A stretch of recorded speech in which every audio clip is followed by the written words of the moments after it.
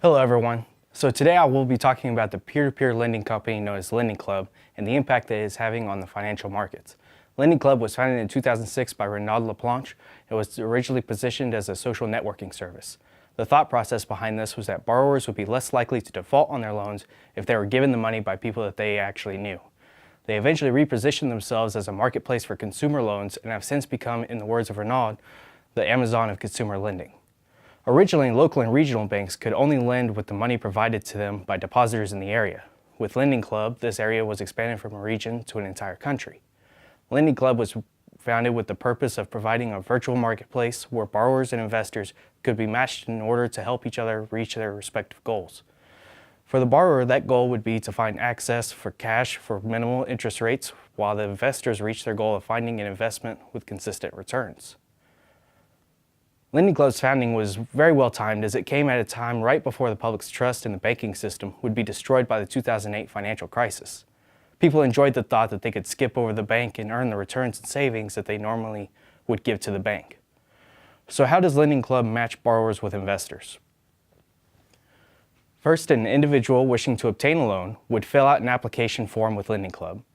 Lending Club then checks the creditworthiness of the borrower and assigns them an investment grade that offers them rates based on their risk category. Investors will see these loans with their investment grades and will have the option to finance them with investments starting as low as $25. After the loans have been financed, all payments will be made to the investors with 1% going to Lending Club. Lending Club also tries to help investors reach consistent returns on their platform. They scan loan applications and do not offer loans to individuals that are deemed too risky. A portfolio tool has been developed to help investors diversify their portfolios on the website. The tool takes an investor's cash and makes tiny investments in hundreds or thousands of loans according to the investor's risk preference.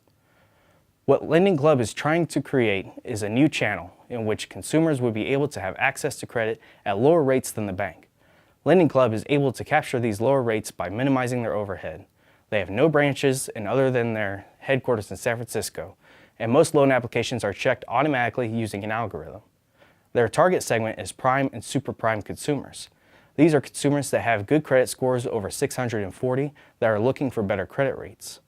Most of these loan applicants are looking for ways to decrease their credit card debt.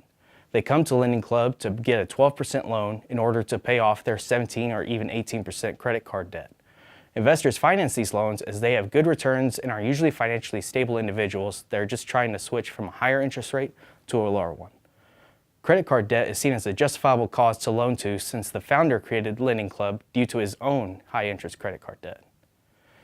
Lending Club has been growing but has run into problems ever since a scandal with their founder and ex-CEO Renaud Laplanche. He was accused of not thoroughly investigating $3 million in loans that were altered in order to make them comply with the investor's instructions. This violated the company's business practices according to Lending Club's board, who believed that the company should be totally transparent. The company then reached a milestone when it went public on December 11, 2014 with an opening price of $24.72. At the time, its market valuation was $9 billion and was considered the 14th largest bank in the world. Currently, the company is just trying to grow, recover from stock plummets, and build trust within the credit community. They are adding more products to their marketplace in the form of auto loan refinancing. This will be the first step for Lending Club to start making moves into other aspects of the consumer lifestyle. Later on, Lending Club could make moves to expand globally and provide credit on a global scale, as well as allow foreign investors to enter the virtual market. This has already started. A financing partnership was brokered between the Alibaba Group and Lending Club in early 2015 with the intention of providing small loans to small businesses for the purchase of Chinese products. The end goal for Lending Club would be to have a virtual credit market that spans the globe and was accessible by anyone with internet access. This could even lay the foundation for the use of Bitcoin or other internet currencies to serve as bridges between different national currencies to allow efficient credit transactions.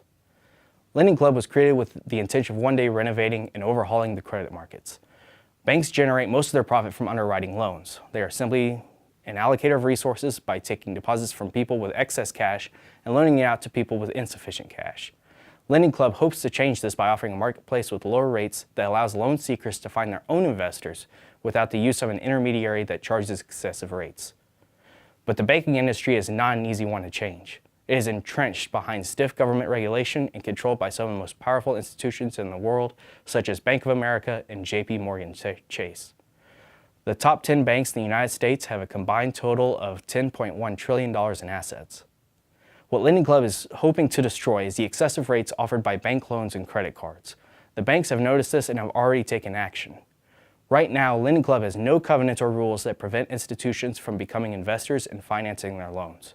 Banks have even become the largest investors in LendingClub and buy enormous amounts of their loans through their subsidiaries. Recently, the National Bank of Canada decided to buy $1.3 billion in loans over the next year from LendingClub. This sounds like a bad idea letting banks invest on the platform, but LendingClub states that the competition of banks for consumer loans actually keeps the rates low.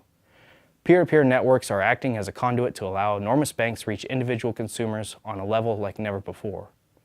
Some banks have decided that they can do it better and have created their own platforms for consumer lending in which the bank is the sole investor in the loans. Goldman Sachs introduced the Marcus platform, named after the bank's co-founder. The Marcus platform even states that its fixed-rate loans are designed to help consumers save money over high-interest credit card debt. From a consumer perspective, I believe that the public would have to lose faith in the banks once again and place their trust in platforms like LendingClub.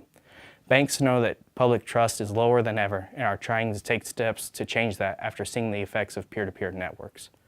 Consumers just need to be aware that there are other ways to access credit without having to go directly to a bank or get a credit card, just like LendingClub. If this happens, the world would definitely expect to see major changes in consumer lending.